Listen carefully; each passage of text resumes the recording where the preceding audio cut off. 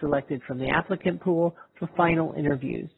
Find the probability distribution for Y, the number of females in the final 3. Remember this example? We actually did this earlier without calling it a specific hypergeometric distribution.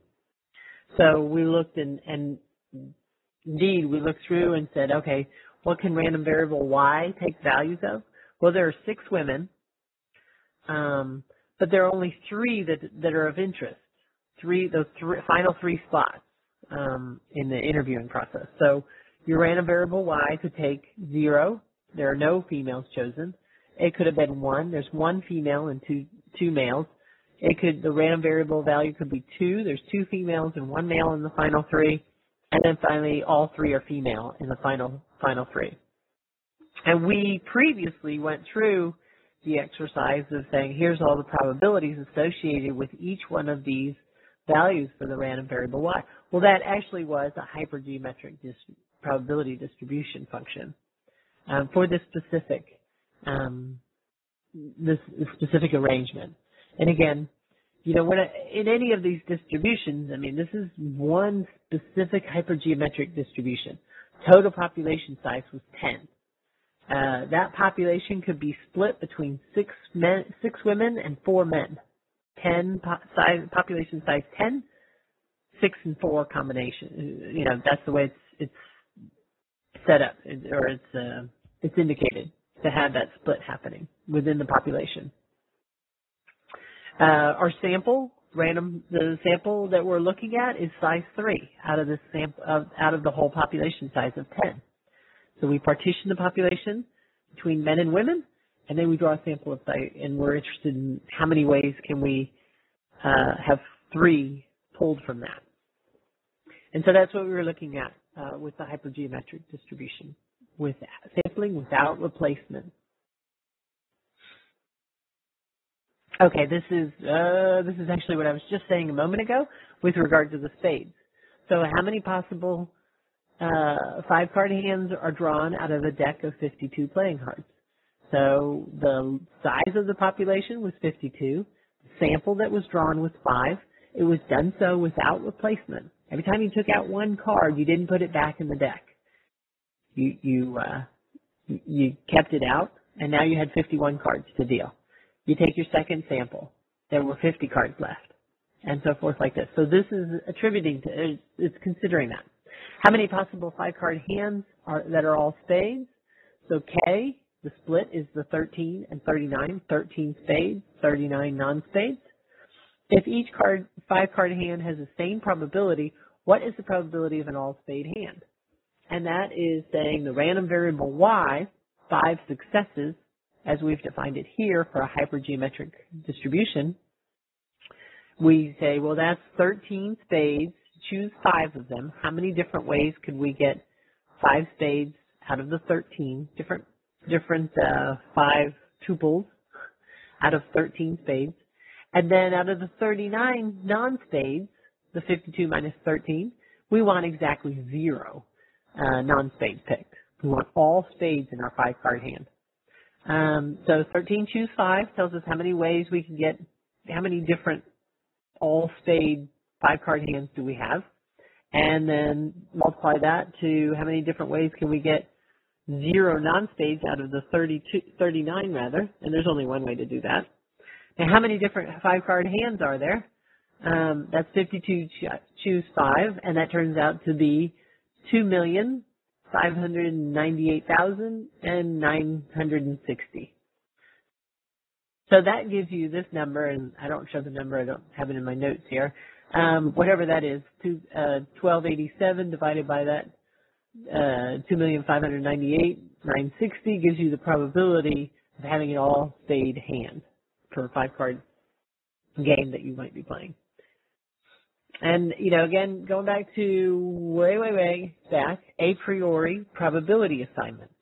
These kind of probabilities, you go to Las Vegas, you can figure them out before you even go. You can do it for poker, you can do it for any card game you're playing.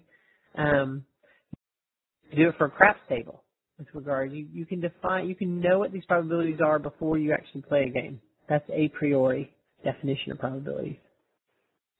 Okay, learning checkpoint. in an assembly line production of industrial robots, gearbox assemblies can be installed in 1 minute each if the holes have been properly drilled in the boxes, and in 10 minutes each if the holes must be re-drilled. 20 gearboxes are in stock. It is assumed that 2 will possess improperly drilled holes. So think about your population of 20, and it's now been partitioned between the boxes that have improperly drilled holes and the boxes that have properly drilled holes. So 20 gearboxes, 2 have improper, 18 therefore have properly drilled holes. 5 gearboxes must be selected from the 20 available for installation in the next 5 robots in line. Okay, so you assume you take a gearbox out, and now you have 19 gearboxes. Take another one out, you have 18 to pick from. Take another one out, your third pick, you've got 17 that you're drawing from. So you're going from 20, and you're going to consecutively pull a gearbox out until you have 5. Find the probability that all 5 gearboxes will fit properly. Okay, sampling without replacement, took the full population of 20, split it into 2 different groups, so to speak, 2 and 18. Using the definitions of means and variance for the hypergeometric probability distribution function, find the expected value and variance of the time it will take to install these 5 gearboxes. Note that time is a function, a linear function, of the number of gearboxes, right? That was given to you in the definition up there. So you can work with that to figure out the expected value and the variance of the time it will take to install these 5 gearboxes. Okay, so this wraps up this particular group of lectures focused on discrete random variables and probability distribution functions. We looked at a number of different common ones that arise. One attribute of those common ones is that you either online or in your textbook at the back of the book, you will find probability tables for the common distributions that I have gone through. The toughest part of all this, we're again in that classroom environment, so we have this nice, clean, all the exercises that we're going to be working on in class throughout the semester are just nice and tidy, and we can look in the appendix or we can look in a solution manual or something like that. We see the solutions to those problems. Real world, you've got to study. You've got an analysis to do.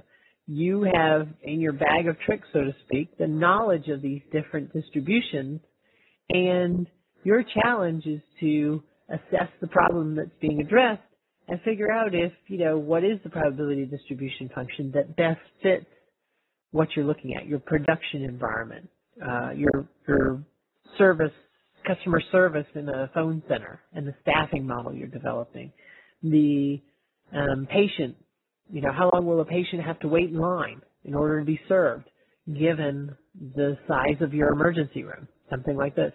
So all of those analyses, all of those studies, real-world examples, real-world applications, you're out there in the field, you take these theoretical, this kind of textbook knowledge, and you have to go and apply it. And that application tends to be quite challenging, as you can imagine.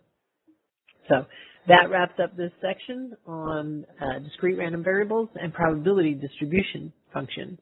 We are going to next turn our attention to continuous random variables and continuous probability distribution functions in the next group of recording sessions.